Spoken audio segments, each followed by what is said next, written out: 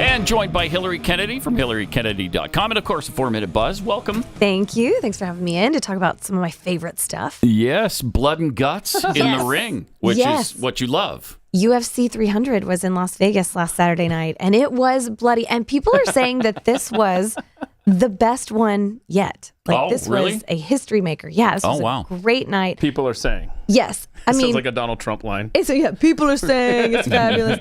No, it really was good because they stacked the card with so many great fighters. Mm-hmm. But I have a few highlights I'd love to talk about, starting with Renato Moicano. Yeah. So this was a guy that I really wasn't following that much. He's a Brazilian MMA star, and he fought Jalen Turner. He won, but it wasn't the fact that he won that people are talking about as much as his post-fight speech with Joe Rogan. Brilliant. Yeah, we played that yesterday. That was good stuff. I don't know if we need to hear it again. Do you guys? I don't mind. I mean, it was awesome. All right, let's take a listen. All right. Let me tell you something. I am a huge advocate of the First Amendment. Okay. Man, let me tell you something. He loves the First Amendment. Today, I want the 300K bonus, but they're not gonna give me because somebody asked it. They say, "Hey, why can't he get the bonus?" Pause it for a sec. Do you know anything about this and their bonus situation? If they swear during the interview, can they not get the $100,000 or $300,000? Because they get fined, depending on where it's broadcast, things like that. So I think that was the deal. So that's the deal. And all right. They're never not going to swear. How do I get a paycheck around here? All right, let's see the rest of this. I'm not going to do my speech, but first of all, I love America. I love the Constitution. Thank you. I love like the that? First Amendment. Thank you. Yes. I want to give his bonus back for that. Yeah. I love property, and let me tell you something. He loves property. I'll read. I need a bumper sticker that says "I love property." Yeah. Of the Austrian Economic School. All right, we got it. That was awesome. What's so great about this is, we have a lot of American fighters that sort of say these sorts of things at the press conferences and after their fights, like Colby Covington. Mm-hmm.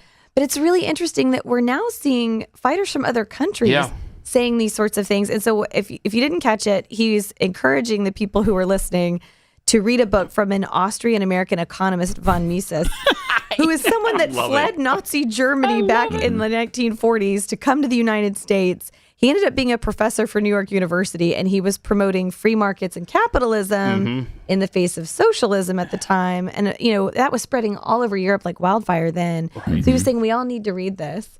Thought that was really fascinating. Great. But I mean, how many UFC fighters talk about Ludwig von Mises after their fight? That's why that after guy. the serious beatdown they give a guy, and then they talk about von Mises. Could you do me a favor and let me know every time this guy fights? I know, because I want to root for him. But we saw it last week. Remember on Friday, I think it was, we had a clip of the Chinese immigrant confronting David Hogg. Oh, yeah. Saying, you're not taking my guns. Mm-hmm. Yep. And then we had another foreigner, I forgot what it was, praising America and the Constitution. And it's like, it's the foreigners who are reminding Americans about American greatness. Yeah. And again, I think it's because we take it for granted. Mm-hmm. We've grown up in it. We don't understand what it's like when you don't have that freedom. Yes. And they do. They understand it. They've been there. And now they're in this. And even though we've lost a lot of what once made America great, it's still better than anywhere else on the planet. And they realize that, and they remind us from time to time. I love it. Yeah, we have a clip we don't have to play. I don't think we're going to have time, but Dave Rubin, who's been a friend to our network for a long time, even he saw that, and he commented, and he's like, this is the America I want. I want people who are going to stand up and say these kinds of things and fight for these principles. And I love that. Me too. Because people who aren't even into the UFC are really kind of backing these fighters, because the UFC is a place where you can pretty much say and do whatever you want because they don't care about being canceled.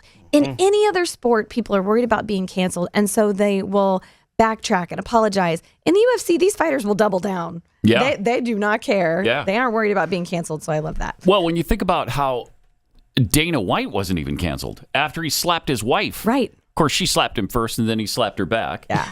But now that would usually bring about a cancellation. Absolutely. He's fine. Oh, yeah. He's fine. Can we start a GoFundMe to raise whatever $300,000 bonus that he's missing out on because he's being himself? He was swearing. I'm really concerned about that for him. I know, poor guy. He didn't make enough the other night.